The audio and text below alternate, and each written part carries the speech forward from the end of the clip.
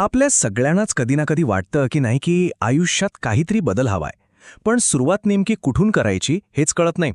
तर आर.जे. देवाच्या एका प्रेरणादायी भाषणानं ह्यावर एक जबरदस्त उपाय सांगितलाय, तो म्हणजे एक 21 दिवसांचं चॅलेंज. चला तर मग हे चॅलेंज नेमकं काय आहे आणि ते आपल्या आयुष्यात काय कमाल घडू शकतं हे जरा सविस्तरपणे समजून घेऊया.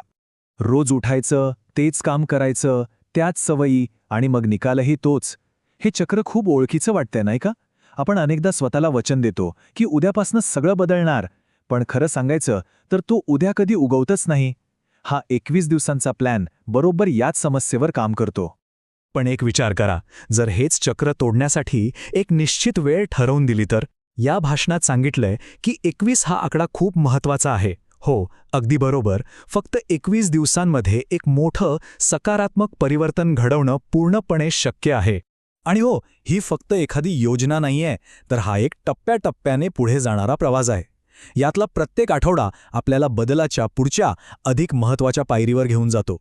मग तयार आहात? चला, थेट पहिल्या पायरीपासूनच सुरुवात करूया. तर आपला पहिला आठवडा आहे मानसिक डिटॉक्सचा. म्हणजे काय? तर कोणतीही नवीन चांगली सवय लावण्याआधी आपल्या डोक्यात जो काही अनावश्यक गोंधळ आहे, ज्या नकारात्मक गोष्टी आहेत, त्या सगळ्या साफ करणं. अगदी बरोबर, कारण स्वच्छ जमिनीवरच तर नवीन रोपांची चांगली वाढ होऊ शकते, नाही का? आणि याची सुरुवात होते आपल्या डिजिटल जगातून. म्हणजे मोबाईलमधले असे ॲप्स काढून टाकणं ज्यांची गरज नाहीये, आणि सोशल मीडियावर दिवसातून फक्त 30 मिनिटं घालवायची. यामुळे काय होतं की आपलं जे लक्ष सतत विचलित होत असतं ते पुन्हा आपल्या नियंत्रणात येतं. आणि दिवसाच्या शेवटी फक्त 5 मिनिटं स्वतःसाठी शांत बसून विचार करायचा की आज काय चुकलं आणि उद्या ते कसं सुधारता येईल.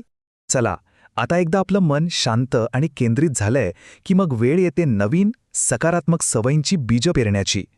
दुसऱ्या आठवड्यात आपण नेमकं हेच करणार आहोत. आपल्या आयुष्याचा एक नवीन शक्तिशाली पाया रचणार आहोत. इथे सगळ्यात महत्त्वाची गोष्ट आहे ती म्हणजे सातत्य. रोज सकाळी लवकर उठणं, अगदी 5 मिनिटांसाठी का होईना, पण ध्यान करणं किंवा मग लिखाण, वाचन, व्यायाम असा एखादा छंद जोपासणं. या गोष्टी सुरुवातीला छोट्या वाटतील, पण रोज केल्याने आपला आत्मविश्वास आणि शिस्त दोन्ही जबरदस्त वाढतात. आणि याच पायावर तर मोठ्या यशाची इमारत उभी राहते. बघा, पहिल्या 2 आठवड्यांमध्ये आपण बाहेरून बदल घडवले. आता वेळ आहे शेवटच्या आणि सगळ्यात महत्त्वाच्या टप्प्याची. इथे आपण आतून बदल घडवणार आहोत. हा आठवडा आहे आपला आत्मविश्वास मजबूत करण्याचा, आपली मानसिकता पूर्णपणे बदलून टाकण्याचा. आपल्या सगळ्यांच्या मनात एक आवाज असतो नाही का, जो सतत आपल्याला मागे खेचत असतो, सांगत असतो की हे नाही जमणार. तिसऱ्या आठवड्यात आपल्याला ह्याच आवाजाला एक सकारात्मक वळण द्यायचंय. मी करू शकत नाही या विचाराऐवजी मी यशस्वी होणारच हे वाक्य स्वतःला रोज ठामपणे सांगायचंय. मग हा आत्मविश्वास वाढणार कसा? तर सोपं आहे. स्वतःशी सकारात्मक बोला.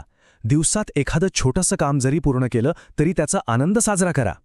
आणि सगळ्यात महत्त्वाचं, आपलं जे मुख्य ध्येय आहे ते लिहून काढा आणि रोज त्यावर 5 मिनिटं ध्यान करा.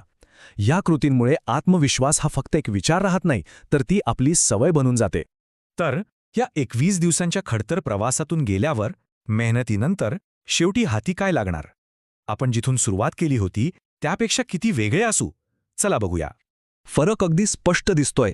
जिथे आधी आळस होता, प्रत्येक गोष्ट पुढे ढकलण्याची सवय होती, तिथे आता एक जबरदस्त आत्मविश्वास आहे. आपल्या विचारांवर आणि कृतींवर नियंत्रण आहे, आणि मुख्य म्हणजे आपल्या ध्येयासाठी भरपूर वेळ आहे.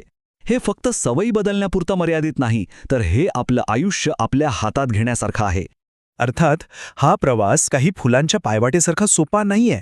नक्कीच अडथळे येतील, कंटाळा येईल, आळस वाटेल आणि जुन्या सवयी पुन्हा पुन्हा मागे उडतील. पण एक गोष्ट लक्षात ठेवणं खूप महत्त्वाचं आहे की ही आव्हानं या प्रवासाचाच एक भाग आहेत. ती फक्त आपली परीक्षा घेण्यासाठीच येतात. मग या आव्हानांना तोंड कसं द्यायचं? तर याचं उत्तर आहे एक अजिंक्य मानसिकता तयार करून. म्हणजे काय? तर आपलं ध्येय पक्क ठरवून रोज स्वतःला एकच वचन द्यायचं. काहीही झालं तरी मी थांबणार नाही, मी हरणार नाही, मी फक्त चालत राहीन. मग आता कशाचा विचार करायचा? बदलासाठी त्या योग्य वेळेची वाट का बघायची? कारण खरं तर ती योग्य वेळ कधीच स्वतःहून येत नाही, तिला आणावं लागतं. आणि ती योग्य वेळ, तो योग्य क्षण म्हणजे आत्ताचा हा क्षण आहे. नेहमी लक्षात ठेवा, यशाचा भले मोठा